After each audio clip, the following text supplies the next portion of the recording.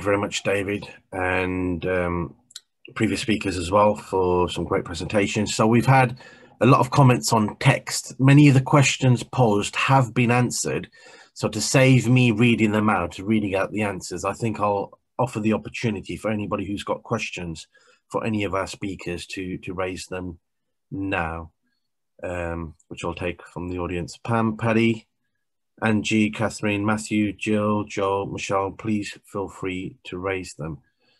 I could start with one. Derek, you mentioned at the beginning that a nasal spray is being invented locally for COVID. Is there anything else you want to add to that? Yeah, so, well, it was lead research was Dr. Richard Mokes, and it was reviewed with Professor Liam Grover, who's part of the HTI, and is also the project director for the Demand Hub. So you've got people at the forefront of innovation who know how to develop products, launch them. Thanks, Emma.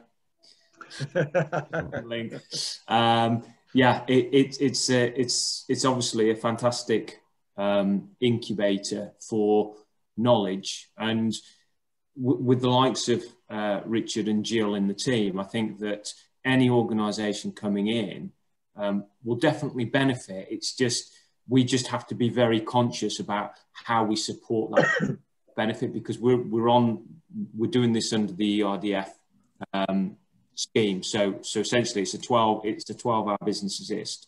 Clearly we can go for a bit longer, but under the rules they do expect that you sort of obtain additional funding streams from elsewhere, rather than just reliant on sucking the ERDF pot dry, if you like. So yeah, I think there's a lot for the university out there to offer, and it's just getting that collaborative arrangement between businesses, WMHTC, yourselves, Ravi, Pam. All of us need to have some kind of clear, mutually agreed agenda, I think, that makes sure that everybody comes in and talks together. And so the geographical region in which SMEs can come to benefit from the Demand Hub, it's not just Birmingham focused. You mentioned it's West Midlands. So yeah, so we've got 4 LEP areas. So we've got Stoke and Staffordshire, we've got Coventry and Warwickshire, the Black Country, and Greater Birmingham and Solihull. So it's a pretty wide area, and through that geographic space, we've got 131 organisations that we will assist, a minimum of 131 that we will assist during the time frame. Fantastic. Questions from the audience? Paddy? Right. Yes, I'm off mute. Yes, I just put it in the chat. So once you've done your 12 hours, what happens to the company? Do you signpost them onto something else, or do they? I'm trying to avoid the danger of them falling between the cracks. Yeah, I think I can see Richard nodding, so I'm gonna point to Richard on my screen. And okay. Yeah, we definitely don't drop them dead, as you say. Signposting is usually the most common output, but actually to give you a class of examples, what normally happens is that we focus our 12 hours on identifying and putting a package of work to clear the biggest risks to that product of the company. And quite often it's, maybe the market, they haven't really thought about the market fit, or what are the key experiments to take away the regulatory risks or answer questions. So we support them around that, and usually they're looking for funding. So maybe the tail end of our assist would be helping to identify funding sources, physically helping them to write the grant. And usually that's officially the support then ends at some point whilst that grant's being reviewed. And at which point within that grant, we've already dovetailed in other support networks or other subcontractors for doing testing, for example. So actually the next signposted people are actually already involved in the project. Okay. When they get that funding, then the assist has ended because our time has elapsed. If they do require us to keep on doing some work, then either usually we're costed in, but to be honest with you, most of the time the company can crack on themselves. They end up working with the subcontractor we set them up with, but we do check in on them. So Ostic is a great example. I mean, I still talk to the CEO and the CTO now. We used to catch up for a coffee, see how the business is going. I think they were in discussions for a partnership or a buyout, and we discussed that. So although physically the assist ends, we do signpost, but we do tend to check in on the companies afterwards as well and provide a bit of ad hoc, advice on the phone. Thank you, Richard. Pam? So you did, Richard, thank you.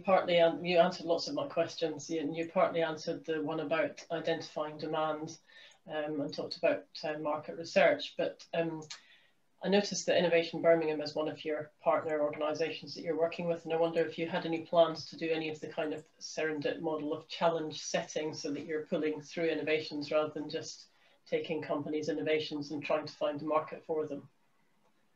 Yeah, that's a good point. And although we don't have a formal partnership with Innovation Birmingham, we do pick up the phone to partners. So we don't often need a contract in place to speak to other partners. We just pick up the phone usually.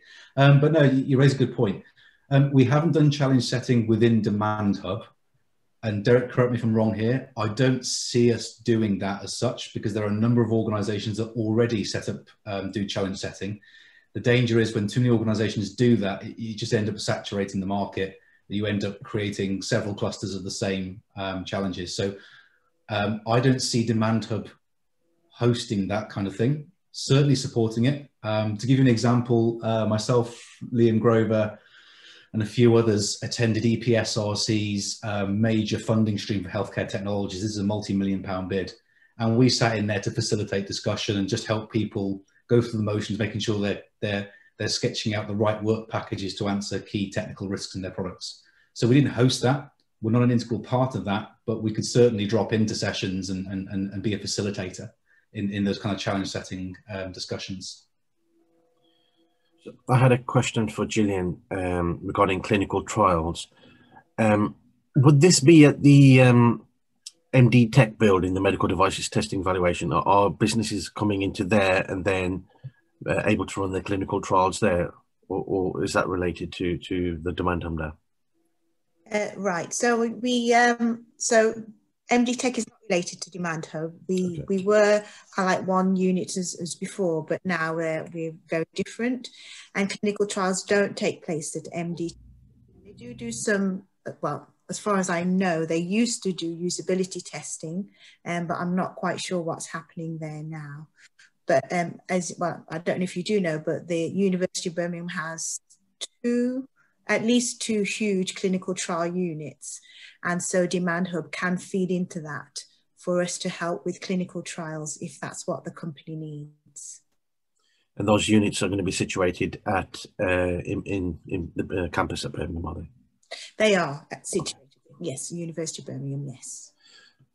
Fantastic. Any other questions from colleagues at the meeting? I'm going to call people out to see if they've got any questions. Matthew, Siret, Joe, Michelle, Catherine. Any considerations or thoughts you want to raise? Hi, Ravi. Yeah, it's Matt here. Yeah, just wanted to say it's been a useful meeting. It's the first one I've joined. I think it's number 5 of 7. So I work for Cogent Skills in Warrington as part of the Science Industry Partnership. So we're working closely with the Birmingham Local Enterprise Partnership, and I know Catherine's on the call as well. So yeah, just wanted to say it's been a useful meeting. Thank you very much. Ravi, just to answer a question that came into the chat about the trials units on campus. Okay, so I believe there's 6 teams in total. You're right. On paper, a lot of them are focused on drugs. However, there is a dedicated trials team called D3B. Can't get the acronym in the right order, but it's drugs, diagnostics, devices, and biomarkers, and they do device trials. They are based in the University of Birmingham, but they do work with companies as well. In the region, there are other more commercially leaning trials units. So these are the trials acceleration programs. One of them is Brain Matrix, which is based in UHB. That's a commercial and academic unit which is looking to facilitate development of novel technologies for treating rare brain tumours. But there's also another one which is stemming from Cure Leukemia charity, which will be around accelerating trials around novel cures for blood cancers, which will be coming online soon. And that's a heavily commercial unit, that one. Thank you, Richard. So from the company, go on, Derek. Sorry, I was just going to throw in the bit about on the penultimate slide that I put through. We've got another 7 programs running at the university, and some of those programs do work that could be akin to the medical tech sector, in as much as they can do some evaluation on certain types of materials.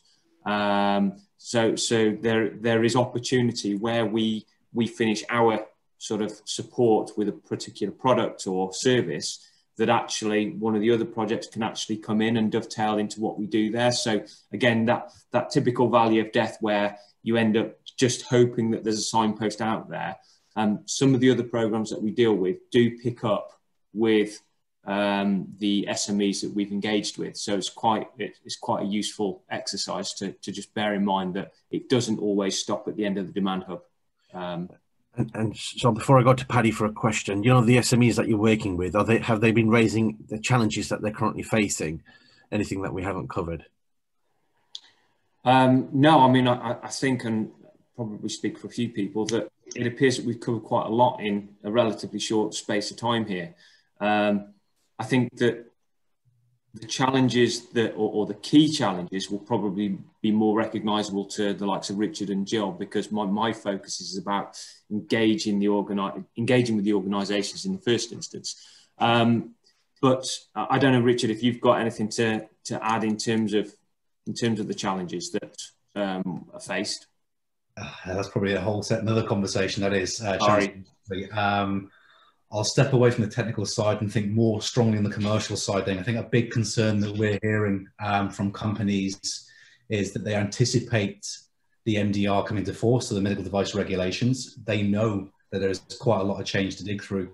Their big concern is that there are not enough notified bodies. So these are specialized companies who are given the authority to review and give CE marking for products. That there isn't enough capacity amongst notified bodies to actually recertify products according to the new regulations. There's a backlog. Now, what I'm about to say is my opinion. It is not fact, but you can imagine, you know, who's going to get prioritized in the line? A massive multinational corporate who've got, you know, 2,000 products to recertify, or a small SME who's cobbling the money to put one through recertification. So priority is going to be another big thing. And I think that's an area where the UK has to get a step on pretty quickly in terms of training of people to go into this sector, and somehow just finding a way to talk to notified bodies and help them make that transition to organising the new rules, because we're going to end up with a massive backlog going forward. Don't forget, companies have to recertify their old products. It's not a new cut-in. So the backlog could get pretty big if we don't do something about it. Good point. Thank you for that, Richard. So David and Paddy, if there's anything else you want to add to that in terms of what we can do, and I think Paddy had a question as well. Well, Paddy, what's your question? My question was about the data from Pioneer. Oh, good. Yes. I'm obsessed with Pioneer and Insight, the two big HDR UK bids. So how would a company, if it pitched up on your doorstep, how would it go about accessing the anonymized data that's available through Pioneer and Insight? Well, from our experience, which is what I'm going to say is very limited at the moment, because we're putting things in place which drives this as an enabler, if you like. From our experience, this is going to boil down to actually more like a Q&A. So people will be able to ask questions of the database rather than us supply complete data sets, because the data sets are key important information that's held there. We can't sort of offer that up. But you can't release it through the firewall, even if it is anonymized. So what we are looking at is defining, or we will look at defining the questions that enable an appropriate answer to come through. So by that I mean, if there is a product which is to help, I don't know, type 2 diabetes, for instance, it might be that you can ask a specific question of the database that says, how many people in this geographic area type 2 diabetes, and you can extrapolate the information to represent the population, for instance, or certain geographic areas, and that will then support the ongoing development, or not. You know, in some instances, it's great that we actually recognise that we can't support these companies any further because, you know, they're barking up the wrong tree, and that's equally positive for a business to hear, really, rather than waste money, time, resources in something that's not actually going to develop into anything. So it sounds like there might be two tiers here. There might be the generic question about, you know, what's the incidence like, or what's the demand likely to be, or whatever. But I suspect companies who are looking to develop products to be implanted into the patient pathway are going to need much more detailed access. And would such access be free? I'm going to say, can I put that question on hold and come back? And the only reason I say that is we do. There is a course for obtaining this information, and we have appropriate people in place. We have a couple of meetings coming up in the next couple of weeks, and it will help identify that pathway. So I'd rather not give out information at this stage. I'd just say a curated data set is a very valuable thing.